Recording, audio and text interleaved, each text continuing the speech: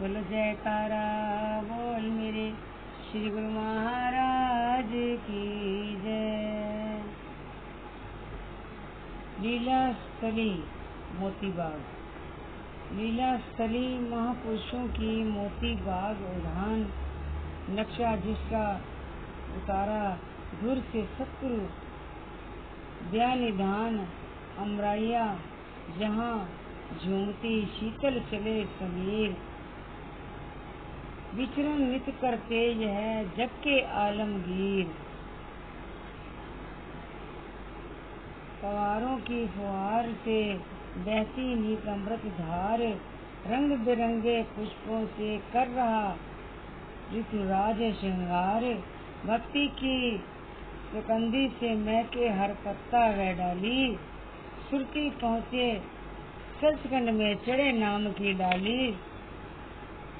कोयल मीठे राग सुनाए नाचे मोर चकोर अद्भुत अनुपम रचना देख कर प्रेमी हो गए विभोर।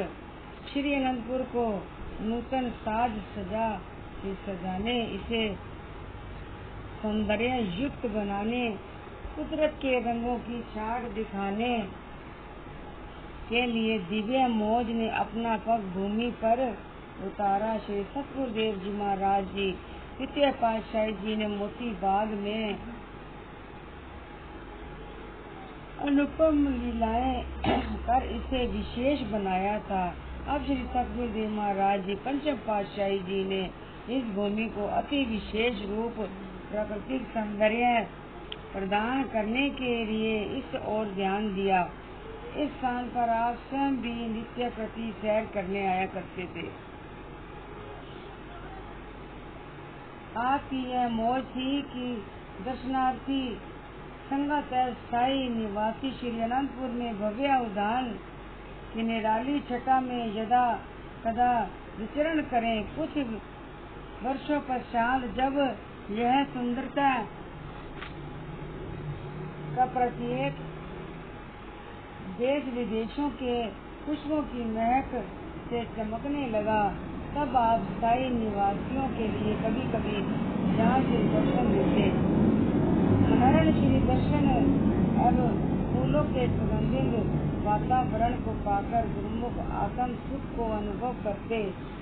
श्री अनंतपुर के आवास क्षेत्र से भक्तानी व भक्तों की ओर श्री परमहंस द्वितीय मंदिर तक पहुँचने के लिए सड़कों के किनारे पर उद्यान भांति भांति के रंग बिरंगे पुष्पों से सुसज्जित हो सौरभ बिखरा रहे हैं। उनमें से किसी किसी उद्यान में दर्शनार्थियों के सैर करने के लिए कई प्रकार के फुहारे एवं आकर्षक हाथी एवं घोड़े के मॉडल बनाए गए हैं।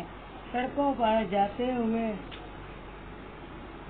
भिन्न भिन्न ठंडी हवा एवं सुगंधित नाम की धुन सुनाती है। यह मोती बाग द्वितीय एवं अनुपम छटा लिए मस्त सुगंधित बिखराता हुआ विशेष बना। यहाँ पर सर्वप्रथम आपने सब जगह की सफाई करवाकर गुरुमुखों को सेवा का सुअवसर प्रदान कर प्रसाद किया। पुण्य से फूलों व बेल पत्रों के अंगारों से सजाया। यहाँ के सरोवर सेवादार प्रबंधक महात्मा नित्य विवेकानंद जी से कहा कि यह उद्यान एक विशेष स्थान है। इस भूमि के तप से ही गुरुमुखों ने सेवा का सौभाग्य पाया है। महापुरुषों की चरण रज ने इसे पावन बनाया है। ऐसे फूलों के पौधों विविध कलाओं एवं सजावट के अन्य सामानों से सुविधित ऐसा मनमोहक स्थान बनाना है जिसमें लगे प्रत्येक पौधे के हर पत्ते डाली एवं सुगंधित हवा की लहर में नाम शब्द की धुन से उच्चारण करती प्रतीत हो। यहाँ आते ही फिरती दिव्य धाम के सुख की अनुभूति करते हुए एकाग्र हो जाए। इसकी धरती पर कहीं भी घास फूस से तिनके व कांटे दिखाई न दे। आपने स्वयं भी इसमें अनेक प्रकार के फुहारे व रंग बिरंगी अति सुंदर लाइटें लगवाई बोलो व पत्थर से बनी हुई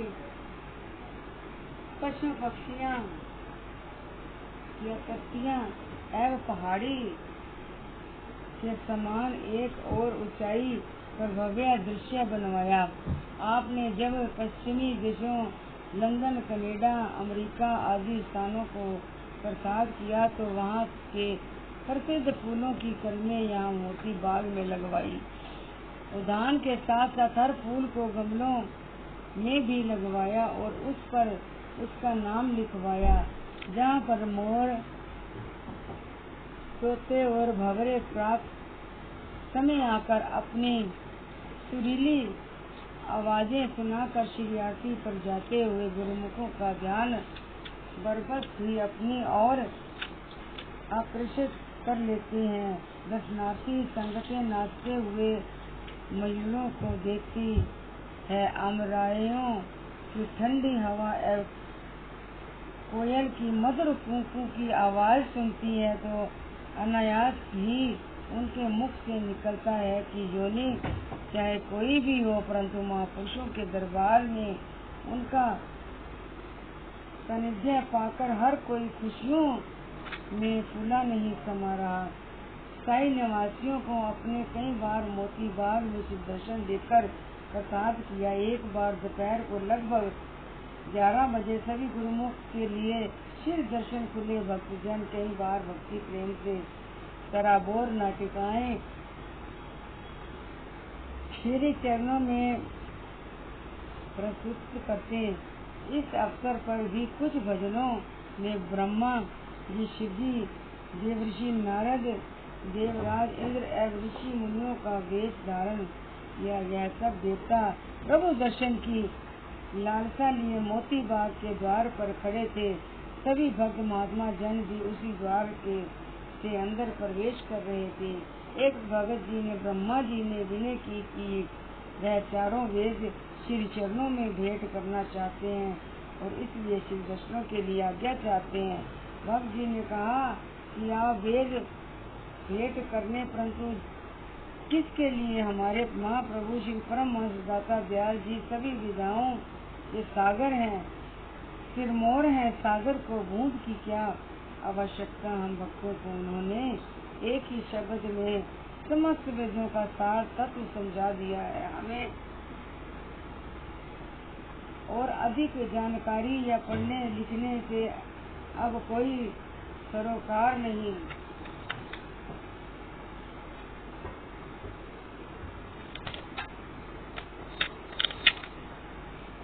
एक शब्द गुरुदेव का जाका अनंत विचार, पंडित ठाके मुनि जना वेद न पावे पार। ऐसा कहते हुए वे भक्त जी आगे की ओर बढ़ने लगे। तभी भगवान शिव जी ने उन्हें अपनी विनती सुनाते हुए कहा कि मेरी चाहना केवल श्री प्रभु जी के दर्शनों की है। अंत श्री चरणों में प्रार्थना करना कि मुझे श्री दर्शन देकर कृतार्थ करे। भगत जी ने कहा कि अवश्य आप यहाँ द्वार पर ही प्रतीक्षा करें, मैं श्री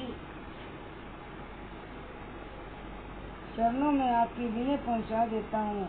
उधर देवराज इंद्र पारिजात वृक्ष अपने हाथों में लिए खड़े थे, जिसके एक एक पुष्प पे समस्त रिद्धियाँ सिद्धियाँ व्याप्त होती हैं। उन्हें भी एक भक्त जी से विनय की कि वह इस वृक्ष को श्री चरणों में भेंट करना चाहते हैं। भगत जी ने कहा कि हमारे श्री गुरु महाराज जी के मोती बाग का प्रत्येक फूल पारिजात है।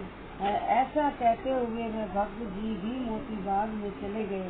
भक्तजन परस्पर चर्चा करने लगे कि यह कौन अनजान व्यक्ति आज यहाँ पर आ गए हैं। कोई स्वयं को ब्रह्मा जी, कोई शिव जी, कोई मुनि नारद और कोई देवराज इंद्र बता रहे हैं।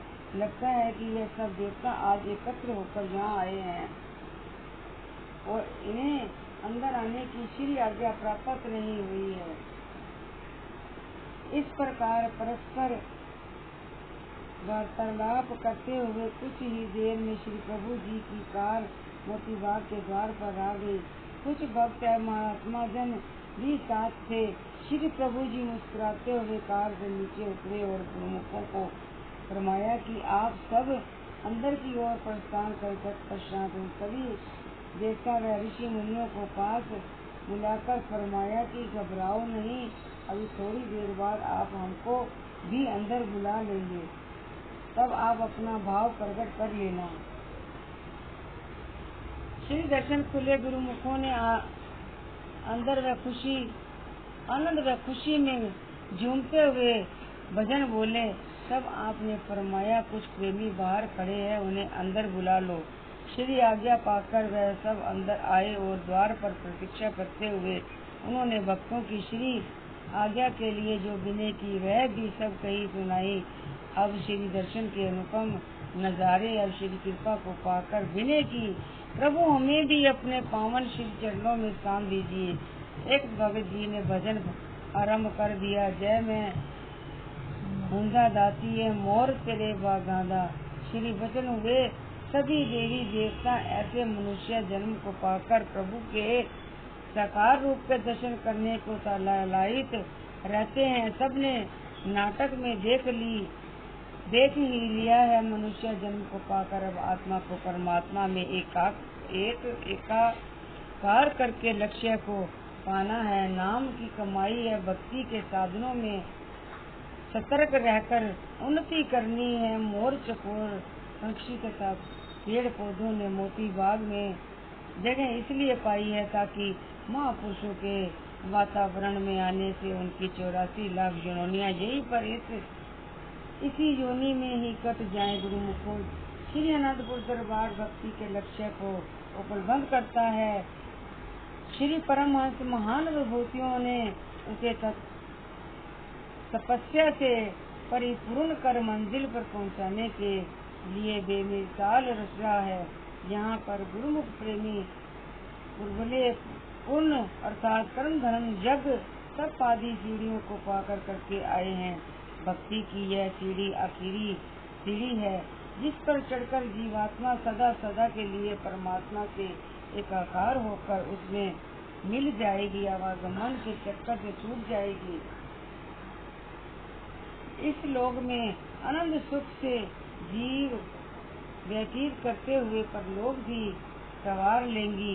महापुरुषों की वाणी है, जिन्हीं नामों झाइया गई मस्कती खाली, नानक ते मुख उजले केती छुट्टी नाली। बोलो जयकारा बोल मेरे श्री गुरु महाराज की जय।